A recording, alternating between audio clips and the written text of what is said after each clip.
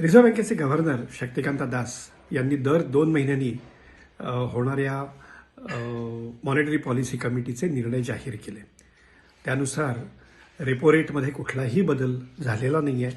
मात्र CRRमध्ये 50 basis points म्हणजे 4.5% 4%वर CRR आणण्यात आलेला आहे. याचा फायदा काय होईल तर बँकांकडे लिक्विडिटी वाढेल. लिक्विडिटी वाढेल म्हणजे कर्ज देण्यासाठी त्यांच्याकडे उपलब्ध असलेली रक्कम जी आहे ती वाढेल. किती वाढेल तर 1.42 लाख करोड एवढी मोठी रक्कम त्यांच्याकडे आता उपलब्ध होईल.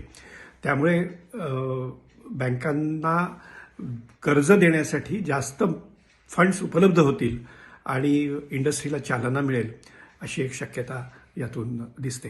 मात्र याच्यामुळे व्याजाचे दर कमी होतील का तर ती शक्यता कमी वाटते, कारण CRRचा डायरेक्ट इफेक्ट हा व्याजदर कमी करण्यावर होत नाही. मात्र इनडायरेक्टली त्याचा थोडाफार परिणाम होईल, कारण पूर्वी ज्या बँकांना रिझर्व्ह बँकेकडनं रेपो रेटनी म्हणजे 6.5% दरांनी कर्ज घ्यावी लागायची कर्ज वाटप करण्यासाठी, ती आता तेवढी घ्यावी लागणार नाहीत. म्हणजे तेवढं कमी होईल.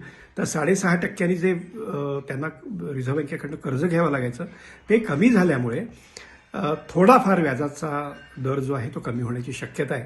पण रेपो रेट कमी झाल्याशिवाय व्याजदर कमी होतील अशी शक्यता दिसत नाही.